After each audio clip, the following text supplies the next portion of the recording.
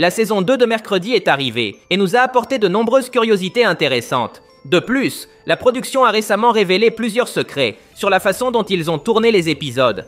Nous verrons tout cela ici. Aujourd'hui, dans Charlie et Al, nous examinerons des détails intéressants sur la première partie de la saison 2 de Mercredi. Prêts? Commençons.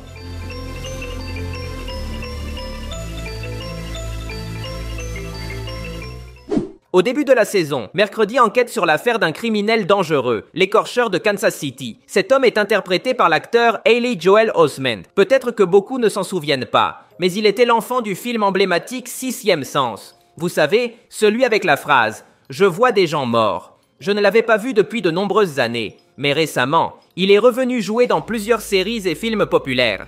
En continuant avec l'écorcheur de Kansas City, la série nous a raconté qu'il a tué de nombreuses femmes et qu'il est devenu obsédé par la création de poupées assez laides. La curiosité macabre est que ces poupées portent les mêmes vêtements que ses victimes. Regardez cette blonde en robe bleue. Son apparence imite la victime numéro 1. Et c'est la même poupée que Mercredi offre ensuite à Enid. Ici, Mercredi nous dit qu'elle a de vrais cheveux humains. Ce sont les cheveux de la victime numéro 1. La série nous a présenté le nouveau directeur de Nevermore, un homme assez étrange, nommé Barry Dort, interprété par Steve Buscemi. Pour créer ce personnage, la production a copié l'apparence d'Edgar Allan Poe, le célèbre écrivain. Dans une scène, il y a même une photo de l'écrivain, et on nous dit qu'il a été le meilleur ancien élève de l'école. L'acteur Steve Buscemi porte également une perruque qui imite parfaitement les cheveux de Poe. Dans le premier épisode, on nous a raconté le passé de Slurp. C'était un jeune talentueux qui est mort dans sa propre expérience. Selon la production de la série, son histoire est inspirée de celle du monstre de Frankenstein. Les deux sont essentiellement des morts réanimés. De plus, Slurp a été ressuscité grâce aux pouvoirs électriques de Pugsley. Et si l'on se souvient de l'histoire de Frankenstein, le monstre est revenu à la vie grâce à un éclair. Dans cette saison, Mercredi a révélé un style de maquillage, avec des tons bleuâtres. Dans ses yeux, cette couleur est plus visible. Selon la production, cela a été fait pour lui donner l'apparence d'une personne à moitié morte, qui a perdu sa couleur naturelle. Dans la cabane de Morticia, on nous montre des têtes réduites assez laides. Si l'on regarde celle de gauche, on remarquera qu'elle ressemble beaucoup à Gomez Adams. C'est parce que la production a utilisé l'acteur Luis Guzman comme modèle pour la création de cette tête. C'est pourquoi elle lui ressemble tant.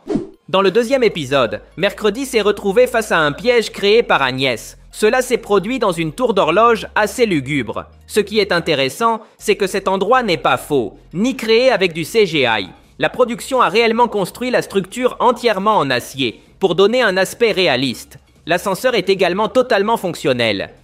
Pour continuer avec la curiosité précédente, la seule chose fausse dans la scène était les épées suspendues au-dessus de Enid et Bruno. Ces épées ont été faites en mousse pour éviter tout risque pour les acteurs. Ainsi, si l'une tombait, elle ne blesserait personne.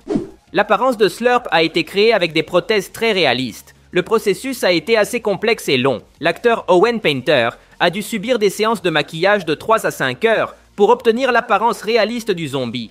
Mais la créature a également nécessité du CGI pour certains détails. Par exemple, sur le nez, on peut voir de la couleur verte.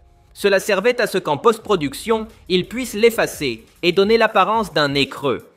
Pendant la compétition du camp, nous avons vu un moment épique où Mercredi se lance sur une tyrolienne pour gagner le tournoi. Cette scène n'a pas été tournée par une doublure. L'actrice Jenna Ortega s'est réellement lancée sur une tyrolienne pour donner plus de réalisme à la scène. Bien sûr, elle était protégée par des câbles pour sa sécurité.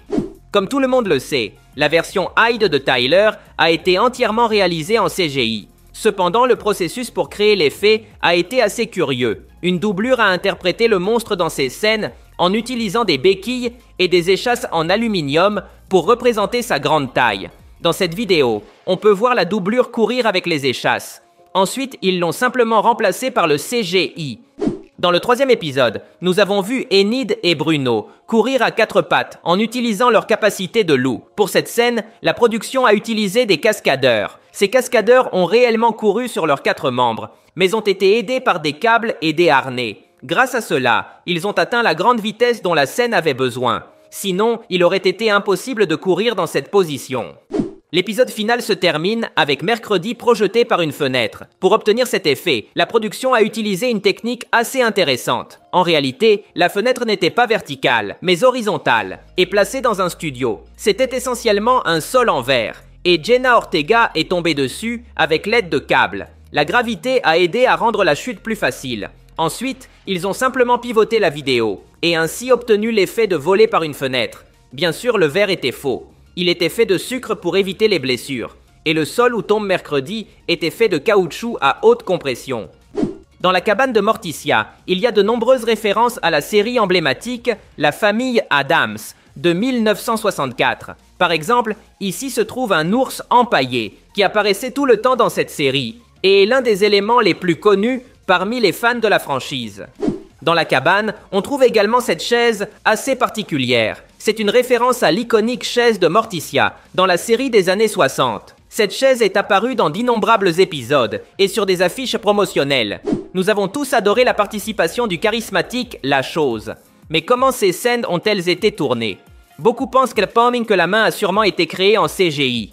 Mais la réalité est plus surprenante. La production a utilisé une main 100% réelle pour le personnage. C'est la main de l'acteur Victor Dorobantu. Il portait un costume bleu, qui a ensuite été effacé au montage. La production a préféré utiliser la technique la plus réaliste possible, et cela a très bien fonctionné. Pour la création de La Chose, il a également fallu une bonne dose de maquillage. Ainsi, ils ont conçu les cicatrices et les taches de la peau. Le processus a été assez complexe pour l'acteur. Il devait garder le maquillage intact pendant les jours de tournage. Il a donc été obligé de faire sa vie quotidienne, seulement avec la main libre. Il s'habillait et mangeait littéralement avec une seule main. Dans le 3e épisode, Mercredi affronte sa mère dans un duel à l'épée. Pour cette scène, les actrices Jenna Ortega et Catherine Zeta-Jones ont tourné la chorégraphie elles-mêmes. Elles se sont bandées les yeux et ont tourné toute la scène de façon réelle. Ici, nous pouvons les voir s'entraîner. Après cela, la production a tourné la même chorégraphie avec des doublures. Puis ils ont combiné les meilleures scènes des deux chorégraphies. Et nous avons eu le résultat final.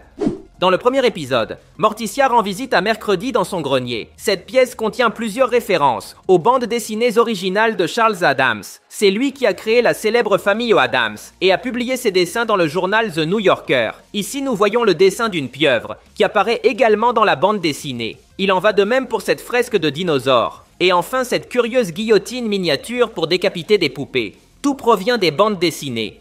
Dans le 3e épisode, Enid construit un petit appartement pour La Chose. Celui-ci possède des objets communs à toute personne, mais réduits à une taille miniature. Selon la production, tous ces objets ont été créés de façon artisanale. Beaucoup ont nécessité une couture à la main et une découpe au laser. C'est pourquoi ils paraissent si soignés et parfaits. Le résultat est très sympa et même un peu mignon. La Chose a même une petite Game Boy. C'est tout pour aujourd'hui. Si vous avez aimé la vidéo, cela m'aiderait beaucoup que vous laissiez un like. Ce serait légendaire. De plus, n'oubliez pas de vous abonner pour voir plus de vidéos comme celle-ci. Merci de m'avoir écouté. Je m'appelle Charlie et on se voit dans le futur.